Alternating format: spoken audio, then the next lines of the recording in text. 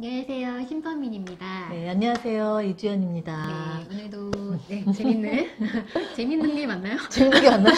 좋은, 네, 유익한. 좋은 책을 소개해 드리려고 하는데요. 자기 이해를 통한 마음과 마음 나누기, 사티어 빙산 의사소통이라는 책이에요. 그 사티어라는 이 심리학자가 아시는 분들은 또 아시고 잘 모르시는 분들은 또 생소할 수 있는데 네. 굉장히 그 가족 상담 분야의 권위자세요. 네, 그래서 유튜브라던가 이런 데도 가끔 이 사티어의 어떤 모습이 나오는데 굉장히 이 상담 분야 쪽에서는 어머니와 같은 그런 존재로 불리는 분이시거든요. 그래서 이 책을 소개를 해드리려고 하는데 우리의 어떤 의사소통 방식은 사회로부터 배우고 그 다음에 가족으로부터 배운다. 그쵸. 라는 말이 정말 맞는 것 같아요. 그렇죠? 그쵸. 네.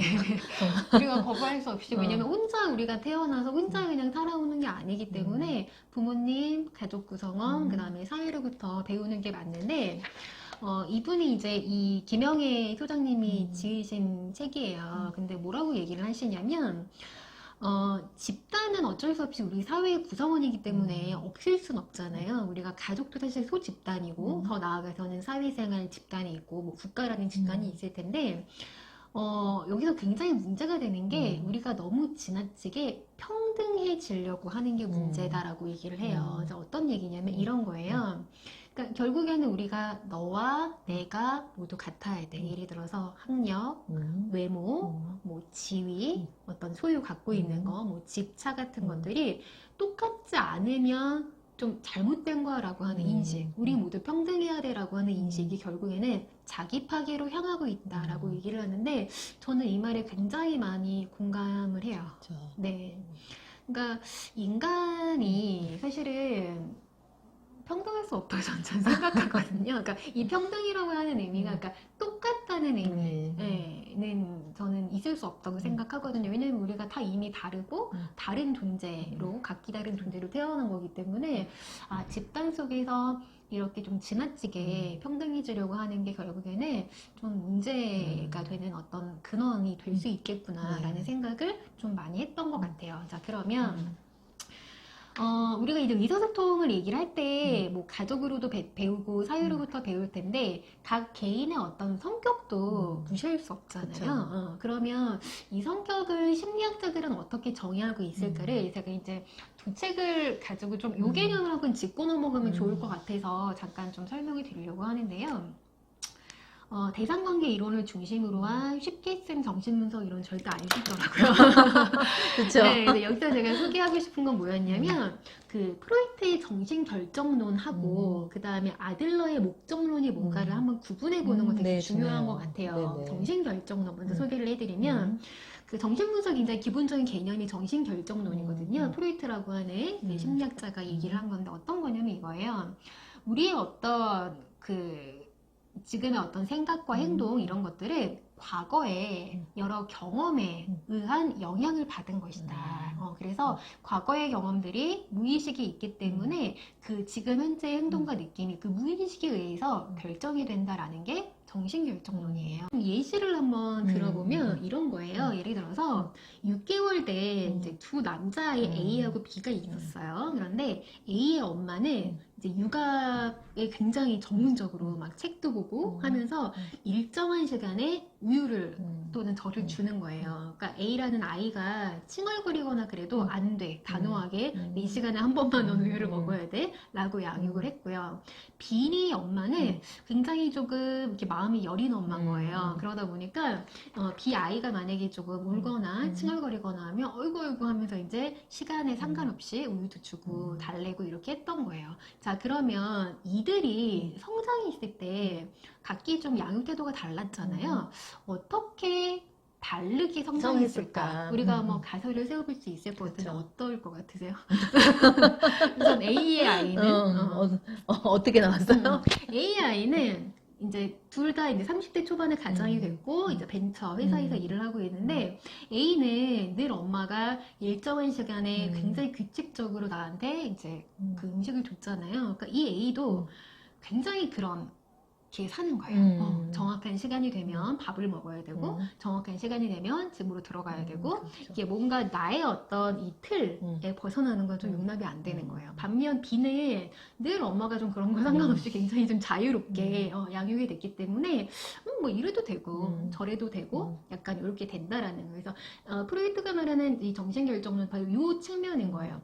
아, 이렇게 과거의 경험, 좀 부모의 양육 태도에 따라서 우리는 좀 다른 어떤 경험을 하게 되고 다른 인생을 살 수 있다라는 게 정신결정론인데 그래서 이제 여기 이런 사례가 나와요. 이제 A랑 B랑 어느 날 굉장히 중요한 프로젝트를 했어요. 그래서 우리 고생했으니까 우리 좀 회식 좀 할까 했더니 A는 불편한 거예요. 왜냐면 나는 좀 정시간에 집에 좀 들어가야 되고 하는데 B는 아우 좀 놀자 이제 이렇게 되는 거죠. 이때 A가 굉장히 불편해하는 마음을 우리는 좀 이해를 해야 된다라는 측면으로 얘기를 하고 있어요. 그런데 여기서 좀 어떠세요? 오류가 있을 수 있나요? 이 정신결정론에? 여기서는 약간 그 개인마다 기질이라는 게 있을 수 있잖아요. 그러니까 기질에 따라서도 이들이 양육 태도가 똑같이 아까 그렇다 하더라도 A의 엄마한테 양육을 받았다고 하더라도 어떤 아이는 또 안 그럴 수도 있을 거예요. 그렇죠? 네네. 그래서 융도 그런 유형론을 이야기하면서도 이거는 뭔가 생물학적으로 가지고 온 그 무엇이 있는 것 같다라고 얘기하고 있어요. 네, 그렇게 얘기를 했고 그 다음에 이제 아들러 목적론을 얘기를 했거든요. 아들러도 역시 굉장히 이런 어떤 그 육아를 중요하게 생각을 했어요. 그래서 한 개인의 어떤 생활 패턴의 근원은 육아실, 그러니까 보육실에서 시작이 된다라고 얘기를 했을 정도로 양육 태도를 중요하게 생각을 했는데 다만 좀 다른 것이 있는 게 뭐냐면 아들러는 우리 인간은 다 목표를 갖고 있다. 그래서 예를 들어서 만약에 어떤 아이가 굉장히 막 자주 아픈 거예요. 그러면 이 아이가 처음에는 정말 아픈 게 맞지만 아픔으로 인해서 내가 뭐 학교를 안 가거나 엄마한테 보살핌 당했던 그런 경험을 갖고 이 아이는 그 아픔을 좀 이용할 수 있다. 그러니까 그런 목표를 우리는 갖고 있다라고 하는 게 목적론인 거거든요. 그래서 이 차이를 좀 우리가 알고 이 책을 읽으면 더 좋을 것 같아서 제가 살짝 좀 말씀 한번 드려봤어요. 네, 이렇게 비교해 주시니까 네. 좋죠. 네. 그래서 이 책의 핵심은요. 이제 요거예요. 요 사티어의 빙산 이제 메타포 요건데요. 요거를 이제 빙산 일기라는 방식으로 이제 저도 이제 학교에서 공부를 할 때 해보면 이거 역시 아들러 초기 기억처럼 패턴이 나와요. 네, 그래서 내 정말 마음속 깊숙이 숨겨있는 내 진짜 마음, 진짜 욕망 이제 이런 것들을 볼 수가 있는데 예를 한번 들어볼게요. 여기 보면은 맨 위에 이렇게 빙산 같은 요게 있잖아요. 요거는 행동이에요. 그러니까 내가 표현하고 있는 기본적인 어떤 행동하는 드러나는 양식이에요. 제가 얼마 전에 이제 저희 아이가 이빨 교정을 하고 있어서 치과를 가는데 그 다른 날 같으면 치과 선생님이 치료가 끝나면 저를 만나서 이렇게 상담을 해요. 근데 그날따라 상담을 안 하시는 거예요. 네, 그래서 이제 제가 어떤 드러난 행동을 희한하네. 오늘 내가 치과에 와서 우리 아들의 어떤 치료 경과를 좀 듣기를 원했는데 그냥 가라 그러네? 라고 하는 어떤 행동 기본 상황이 있었죠. 그때 그 밑에 어떤 반사적인 나의 일반적인 감정은 뭘까? 네, 제 우선 순간적인 감정은 좀 서운함이었어요. 네. 그리고 좀 이상하다라고 하는 의문을 갖고 있는 거예요. 그러면 우리가 흔히 보통은 여기에서만 머무는 경우 되게 많거든요. 근데 그쵸. 네, 이자태어는 여기서 이제 이 표를 보면서 이것을 지각해야 지각하라. 된다라고 얘기를 해요. 그러면 내가 지금 그 어떤 상황을 갖고 좀 서운함을 느꼈구나. 내가 좀 그렇게 느끼고 있는 걸 지각하는 거예요. 그러면 그 감정에 대한 정말 감정이 뭘까? 한번 다시 한번 살펴보는 거예요. 진짜 감정이 뭐였을까? 네, 서운했는데 그 밑에 그 감정을 지각한 거는 조금 내 아들의 어떤 그 치료 상황에 대해서 결과를 좀 명확하게 알고 싶다, 좀 궁금하다. 그래서 그거를 좀 알고 싶어하는 감정인 거죠. 내가 좀 알기를 원하는데 하는 감정. 그걸 다시 한번 지각하는 거예요. 그러면 나는 그때 기대인데 기대는 세 개가 있어요. 나에 대한 기대, 타인에 대한 기대, 그 다음에 타인이 나한테 갖는 기대. 이 세 개를 생각해 보는데 우선은 내가 나한테 기대했던 건 뭐냐면 좀 명확하게 알기를 바랬겠죠. 왜냐면 나도 알 권리가 있으니까 돈을 지불하고 내 아이 치료를 받고 있는데 이 경과를 알 권리가 있다라고 한 나에 대한 기대. 그 다음에 타인에 대한 기대는 저 사람이 좀 나한테 뭔가 친절하게 또는 좀 명확하게 얘기해 주기를 바라는 마음이 있었을 거고 그 다음에 그러면 타인은 나한테 어떤 기대를 했을까 생각해 보니까 지금 요즘에 코로나 바이러스 때문에 상담이 제한이 됐던 거예요. 그러니까 대면하는 상담, 우리 지금 왜 사회적 거리두기 그 있죠. 캠페인이 있잖아요. 그러니까 그 기간이었기 때문에 상담이 제한이 됐었던 거였더라고요. 그래서 그 부분에 대해서 그 상대방도 기대를 했었겠구나. 지금 워낙에 이런 어떤 상황이다 보니까 조금 서로 조심해야겠다라는 기대가 있었겠구나. 이렇게 이해를 하니까 조금 이해가 되더라고요. 네, 네. 그럼에도 불구하고 좀 서운한 마음이 있죠. 어떤 거냐면, 그러면 치과에서 좀 먼저 나한테 좀 얘기를 해줬으면 더 그쵸. 좋겠다라고 하는 마음도 다시 한번 떠올랐어요. 그래서 열망이 그건 거예요. 그러면 나는 그런 좀 명확한 어떤 치료 과정을 알기를 원하고, 친절한 어떤 피드백을 원하면서, 그러한 어떤 뭔가 일이 있었다면, 치과에서 좀 처음부터 얘기해 주기를 원하는구나, 라는 걸 알면서, 그러면서 좀 나한테 대해서 약간 영적 차원으로 좀 칭찬해 주는 거예요. 그래. 그럼에도 불구하고 보통 뭐 이럴 수 있잖아요. 그러면 굉장히 막 화가 나서 따지거나 치과에 전화해서 지금 이럴 수 있냐라고 할 수 있는데 그렇지 않고 굉장히 차분한 마음으로 다시 한번 이렇게 생각하고 잘 이렇게 그 문제를 좀 나름대로 해결했구나라고 하니까 잘했다. 잘했네, 잘했네. 이렇게 자기 응원을 하는 요 이제 흐름이라고 보면 될 것 같아요. 그러니까 여기서도 굉장히 중요한 패턴이, 그러니까 저는 늘 좀 약간 중요한 게 그래서 어떤 사건들에 대해서 명확하게 뭔가 이렇게 안내나 알림이나 그런 게 없으면 되게 답답해하는 편이구나라는 걸 좀 알게 됐고 그게 저한테 하나의 나타나는 패턴 중에 하나였어요. 네, 네. 그래서 그 내가 중요하게 생각하는 걸 뭔지 안다면 내가 사람들하고 관계할 때 또는 어떤 사회생활을 할 때 난 좀 이런 측면이 있구나라는 걸 알고 조금 더 스무스하게 관계가 되지 않을까. 그렇죠. 소통하는 데 도움이 네, 많이 되죠. 생각을 해봤어요. 그리고 또 하나는요.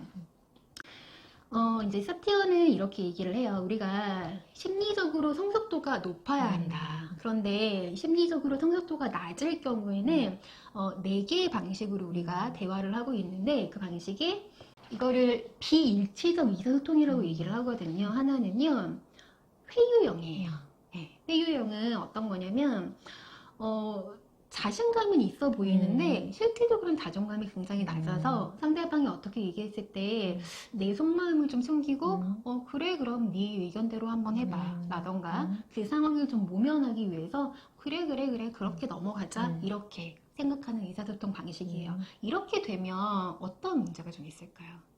회유형의 경우에는 뭐냐면 내 어떤 마음을 억압하다 보니까 좀 진실한 소통이 불가능할 것 같아요. 그쵸?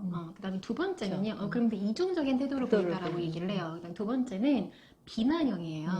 비난형은 나는 맞는데 다 상대방은 틀려. 라고 얘기하는 거예요. 네, 그래서 우리 주변에도 이런 분 있고, 사실은 많죠, 저도 사실. 사실은 이런 부분이 있어요. 그래서 그러니까 이분 대신에 이제 이분들이 그거래요. 어떤 타인에 대해서 이미지를 형성할 수 있는 능력이 결핍되어 있다라고 얘기를 해요. 그러니까 즉 역지사지의 어떤 생각이 좀 잘 안 된다라고 볼 수 있을 것 같아요. 그러니까 상대방이 나랑 다른 마음을 갖고 있다 이런 거를 좀 전혀 생각을 못하는 그런 유형이라고 보면 될 것 같고요. 자, 그 다음에는 초이성형이에요. 사실은 제가 좀 이런 측면이 있는 것 같아요. 이거는 뭐냐면, 그러니까 내면은 좀 차단하고요. 감정이 전혀 없는 상태에서 굉장히 옳고 그름만 얘기하는 거예요. 그래서 우리가 어떤 상황이 됐을 때 예를 들어서 우리 아까 제 사례 또 얘기하면 나 오늘 치과 갔는데 이 선생님이 우리 아이 그런 상담에 대해서 얘기를 안 했다? 이렇게 얘기를 하면 좀 우리도 약간 공감받고 싶잖아요. 그래서 그랬어? 속상했겠다. 이게 아니라 야, 지금 같은 상황은 그럴 수밖에 없는 게 당연한 거 아니야? 이렇게 얘기를 그렇게. 하면 맞는 말인 거 아는데 너무 좀 속상하죠. 음. 화가 날 것 같아요. 그래서 이게 이제 초이성형인 거고, 그다음에 마지막에 그 산만형, 회피형, 철회형이라고 얘기를 해요. 이 성형은 뭐냐면 그냥 막 산만한 거예요. 뭔가 얘기를 하는데 어떤 좀 주제 맥락이 없이 막 이 말했다 저 말했다 이렇게 왔다 갔다 하다 보니까 좀 대화다운 대화를 우리가 하고 있나? 좀 의심스러운 약간 성향이라고. 여기서 잠깐. 네. 저는 좀 약간 여기에 들어가나요? 저랑 대화할 때 좀 어떠세요? 소장님이요? 소장님 그렇게 생각해요 스스로? 약간 내가 이렇지 않나? 내가 좀 직관형인 게 있어서 이렇게 맥락 없이 얘기를 내가 하고 있지 않나? 다른 사람들은 어떻게 보이나? 이런 거 조금 궁금하기도 해요. 네. 한편 네. 방금 전에 작가님은 네. 작가님 스스로를 약간 초이성형이라고 이런 면이 있어요. 그런 면이 있기는 하지만 우리가 뭐 오랜 세월을 같이 이렇게 있으면서 네. 그렇다고 그렇게 늘 지적질을 하거나 이러지도 않고 네. 그걸로 제가 불쾌했던 적은 없었던 것 같아요. 한두 번 있지 않았을까요? 그죠. 근데 작가님은 아. 그런 어떤 결정된 상황이 번복되는 건 굉장히 네, 또 네, 불편해하는데 네. 그렇다고 시시비비를 자꾸 가리려고 하는 거는 심하진 않고 그러면서 작가님이 약간 내향적인 부분이 있기 때문에 네. 표현하는 거 되게 조심해서 하니까 아. 그게 이제 그렇게 크게 기분 나쁜 적은 없었던 것 같아서 네. 그래서 이제 조심하려고 노력을 하고 그다음에 또 하나는요.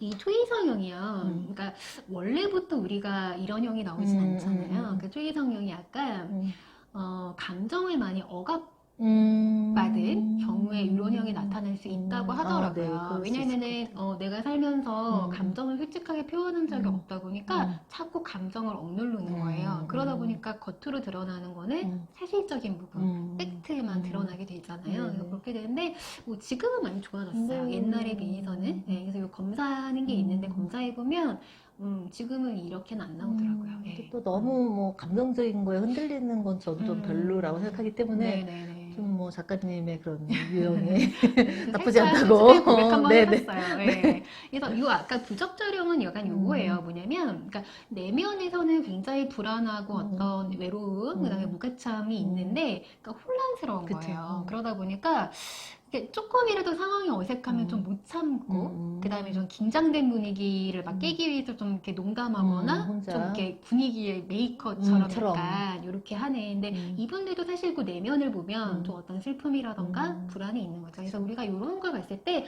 저 사람은 이런 형이야 라고 이렇게 얘기하려고 하는 게 아니라, 그러면 저 사람의 그 내면은 뭘까? 그러니까. 저 사람이 저렇게 초이성형 또는 뭐 산만형, 비난형, 회유형이 될 수밖에 없었던 좀 근본적인 원인은 뭐가 있었을까를 한번 바라봐 보는 관점이 되게 중요하지 않을까. 그렇죠. 네, 그런 생각을 해봤어요. 그래서 네. 제가 이제 아까 요 성격형 얘기를 하면서 저는 좀 제 스스로 결론을 내린 게 뭐냐면, 저는 아이가 스스로 뭔가를 할 수 없는, 그러니까 양육이 필요한 시기는 결정론이 좀 맞는 것 같아요. 그래서 그 아이의 어떤 환경, 그 다음에 부모님의 어떤 양육 태도가 사실은 많은 영향을 미치는 건 사실이기 때문에 그래서 제가 부모 교육이 굉장히 중요하다 얘기를 하는 그쵸. 거거든요. 그래서 그게 맞는데 어느 정도 성인이 되고 나면 그때까지 마냥 내가 과거를 원망할 수는 없는 거거든요. 그래서 그때는 조금 독립이 확실히 필요해서 아들러가 말한 것처럼 그러면 정확하게 내가 갖고 있는 목적이 뭐고 그 다음에 내가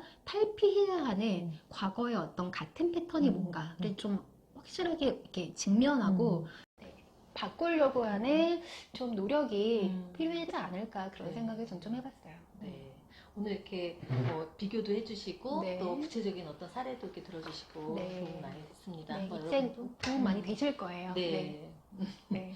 그러면 다음에 또 좋은 책으로 소개해드리도록 하겠습니다. 감사합니다.